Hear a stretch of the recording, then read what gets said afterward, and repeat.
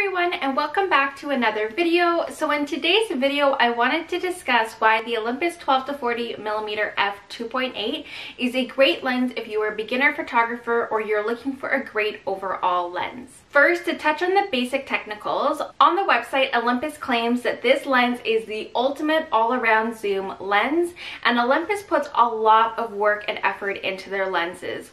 The Pro Line series is weather resistant, they're durable, they're made from high quality material, and you can really tell when you pick up the lens. The Olympus system is a micro four thirds system, so I have the 12-40mm f2.8, which is a 24-80mm equivalent. The maximum aperture of this lens is f2.8, and it's a constant aperture of f2.8 no matter what your zoom range is, and then the minimum aperture is f22. This lens will go for about $13.50 Canadian before taxes, and I highly recommend, if you want more information about the technical details of this lens, just go check out Olympus's website. They do a pretty good job of breaking all of those details down for you, but I want to get into why I love this 12-40mm lens. Now, the Olympus 12-40mm is the perfect travel lens. So it is lightweight, so it weighs at 382 grams.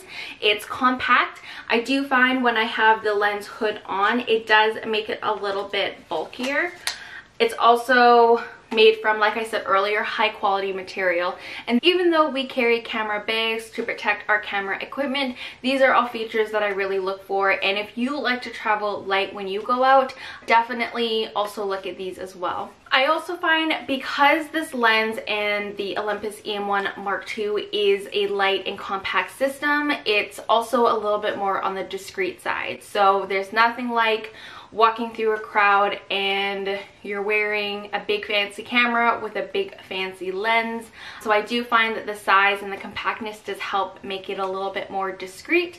I have walked in downtown Kelowna, Penticton, Banff with this camera, body, and lens around my neck or attached to my backpack, and I've sat down in restaurants and cafes with it, and the size is just absolutely perfect to be a little bit more on the discreet side.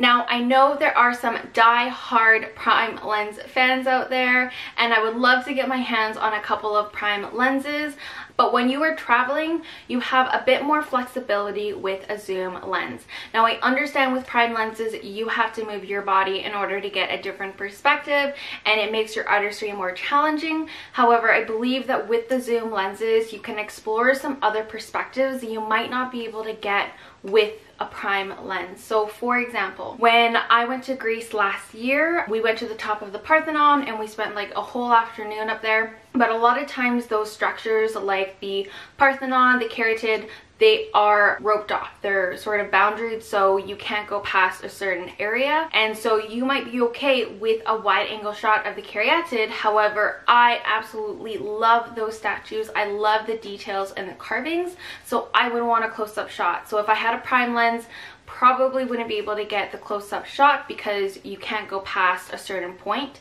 However, with the zoom lens, you can. So I guess it just depends on what kind of photography you are okay with. The 12-40mm is also just a super versatile lens. I love doing food photography whenever I go out or whenever I travel. I love taking pictures of delicious food and drinks that we have when we travel. I also love it for street photography. So like I said in my last video, normally on the first day that I travel anywhere, I really like to just spend the day traveling around and wandering, and so the 12mm focal length is great to get those street shots. I've also used it for landscape photography. Of course, a wide angle lens is great for landscape photography, but I also find the 12mm is a great focal length.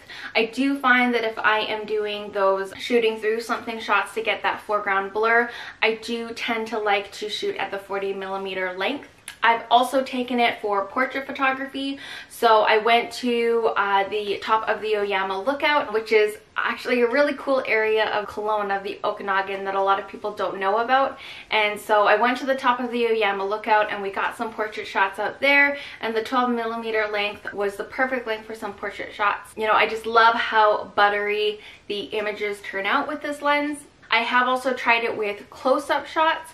It's not quite macro, but I can get decently close to something. So a lot of times when I go out, I also like to, you know, just get some pictures of flowers, of like small details and stuff. And so you can't quite get macro, but you can get pretty close at the 12mm length with the manual focus clutch. When it comes to low light, this lens is an f2.8, and so I do find that I don't do a ton of low light photography, so I don't really do a ton of shooting in the dark, and the darkest that I typically ever shoot at is blue hour after sunset.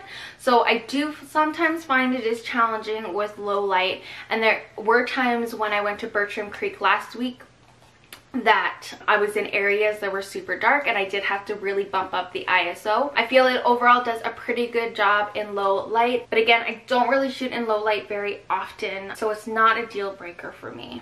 So just to recap, this lens is super light, 382 grams. It is compact with or without the lens hood.